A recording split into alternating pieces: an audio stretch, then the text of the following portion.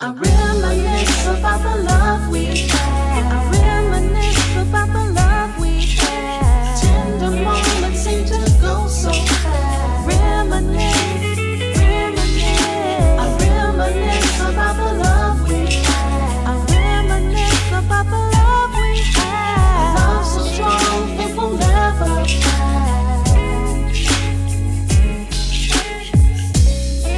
Love Park Connection. Hey everybody. Hey everybody. How you guys doing? So today we are going to do a little follow-up. So we did last week we did a video on sabotage. Sabotaging your relationship. And we got some follow-up questions that we want to answer. So we just going to go ahead and get started. But before we get started, let us introduce ourselves. Welcome to Love Park Connection, where we talk about the pains and pleasures of life, love, and relationships. Yep. My name is Angela Parker. And I'm Pierre Parker. We are a husband and wife marriage and relationship coaching duo. We have been married for 28 years, together for over 30 years, and it's our goal to help Black couples build healthy, long-term relationships and marriages. Yep. Okay. He took his saying me because he's a little grumpy. Yeah. So hopefully. Yeah. Been Look, cool lately. He's been a little grumpy. It ain't been cool. But And it's not her. of course not. Normally it is, but No. it's not. No, I'm just playing. See, that's why we got problems. But also, if there's anything you like about our content, if you find value, please remember to subscribe and like. That helps us build our channel. Also, before we get started, we are developing courses and we have a wait list. So please, if you are interested in our courses, it's going to be on love languages and your wants, needs, and desires. It's basically a communications course. So if you're interested, please join our wait list. It is on our website, and I will put the information in the description below. So please look out for that. Get on our wait list, and we can't wait to get those courses out and rolling to you guys. So Yes. anyway, let's get started.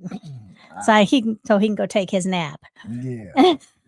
So the first question we have regarding our last video was, how does poor communication sabotage a relationship?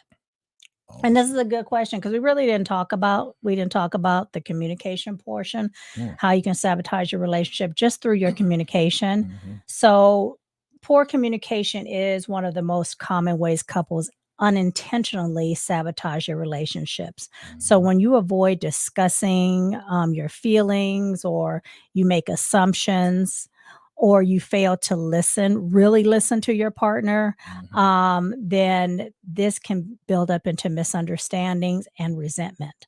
So you want to make sure that you are actively communicating. If there's an issue, don't just let it go by the wayside. You need to open up and talk about that problem. And if you're the other person receiving, listening, you do need to listen, and don't feel like your partner's attacking you. You want to make sure that you are willing to listen again with open ears and an open heart, and make sure you are truly understanding what your partner is trying to say. Because when you don't do that, when you don't talk about it and you don't listen, then there will be a breakdown in trust, and then that emotional connection starts to dissolve. So you want to make sure that you are communicating, and not letting that be one of the ways that you're sabotaging your relationship. Yep. Anything that you want to add to that, babe? You basically said it all. Well, just, you did. He's probably going to be the quiet one today. Maybe, Last week, he was the one talking, doing most of the talking. So we'll see. We'll see. But no, you pretty much said it all. The communication part. You gotta you have to, especially us, my brothers. We have to, sit back and listen. As much as sometimes it seems like it's like needles in our ears. What?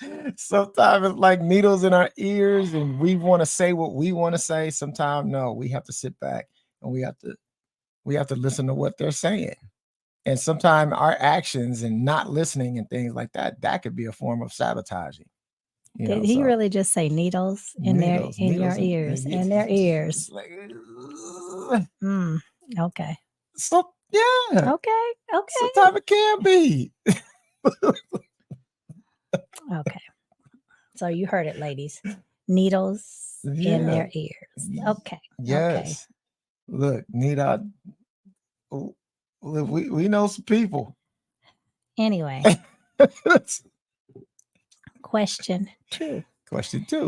In what ways do unrealistic expectations sabotage a relationship? Ooh, we kind of touched upon. Yeah, we touched on that one. A little bit on that one. Yeah, we did. Unrealistic expectations. Basically coming in and expecting this person to be one way, or be your everything. Or yeah, definitely, or be your everything. You were expecting this person to be your knight in shining armor, or brothers. You was expecting this woman to be your freak and your mama at the same time, cooking and being everything in the bed and taking care of the house, and she turns out not to be that. She might be one that's that has a job, that likes to hold down on that end, something like that, and you got to be able to roll with it. Yeah. So those expectations, that's just some expectations. Those are. But it also puts undue pressure on that person. It does. And then the person that has these expectations, because it can go on both sides in the same relationship. But when you have those undue expectations or the unrealistic expectations, and you feel that they're not being met, then at some point, there is going to be resentment. Yep. There's going to be feelings of failure. Maybe on your partner's side, they're going to feel like, well, I failed. Yeah. I failed my partner because I'm not living up to these expectations, and I've tried, but I just can't do it. I can't live up to these unrealistic expectations. And if that's not being communicated, again, goes back to communicating as well. If that's not being communicated and nobody's talking about it, then there's just a snowball effect. It's going to continue to happen, and there's going to be resentment, and then it's just going to, again, just cause a snowball effect, and you might not be able to get back to where you guys once were. Yeah. So couples who communicate openly about their needs and maintain realistic, flexible expectations are more likely to find balance in their relationship and be more satisfied and have more of a peaceful, harmonious, because that's my word from this second half of my life. Peace. Being peace, being at peace. So anything else you want to add to that one, babe?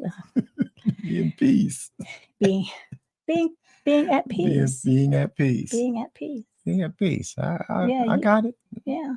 Yeah, but we've been cool as of lately. So I'm not talking about just us. I'm saying we've been very peaceful in life. You want to have peace in life, not just in your relationship with your partner, but just in life. Right? Meditate. Yes. A lot of meditating, and that's good to do too. If you got to meditate together. To stop from the sabotaging. Oh, there you go. Meditate together, or some people, like they say, if you dig into the church, pray together. Pray together. Yeah, exactly. Even if you're not big in the church, you can still pray. Whoever your gods are, just pray together. Yeah. And last, number 3, how can a lack? This is a good one. How can a lack of vulnerability sabotage a relationship? Wow, that was a good one. Good one. Lack of vulnerability. To find out who's sending these questions. That we had we actually had, and you guys check that one out. We had a video on vulnerability. Yes. So with a really great couple that we met. So that one was a good one. So check that one out too. Yes. So when you have a lack of vulnerability, it can create emotional distance between you and your partner. So when couples avoid being open about their feelings, their fears, their insecurities, or their needs, it does prevent that deep emotional connection and trust from forming in the relationship. So, of course, over time, this lack of openness can result in, feelings of isolation or emotional disconnection. So, we want to make sure that we are being vulnerable with one another. We are showing that we are telling our partner or showing our partner our fears, our insecurities, Yeah. and have that open conversation about that, and when you see your partner coming to you with that, and you want to make sure that you are there to give your partner what they need to help them get over that, whatever is going on to get over that. Yeah. Right now, Pierre is going through his own stuff, with, different people, and I'm trying to be there because he's going through a tough time right now. So I'm trying to, okay, it's not that tough. He's going through, he's going through the old man grumpy stage. Oh man, grumpy stage. Where he said earlier, I have no more fucks to give. I have no. They're all gone. They're zero. Gone. So None. I'm trying to work with them through this. And I was like, maybe we need to do a show on not having no more fucks to give, because my fucks is all gone. I'm all fucked out. All fucked out. That's another show. That is. Because of course that can happen with your partner, and it can happen just in life, because we do, this show is not just about love relationships. It's about life too. It's about relationships with your family, with your friends, and co-workers. Co-workers. Yeah. We haven't talked too much about that, but with co-workers. But sometimes you come to your end of your rope, and especially as you get older, they fly out the window, and you're like, you know what? I used to have a whole lot of patience. He was really a patient man. Not no more.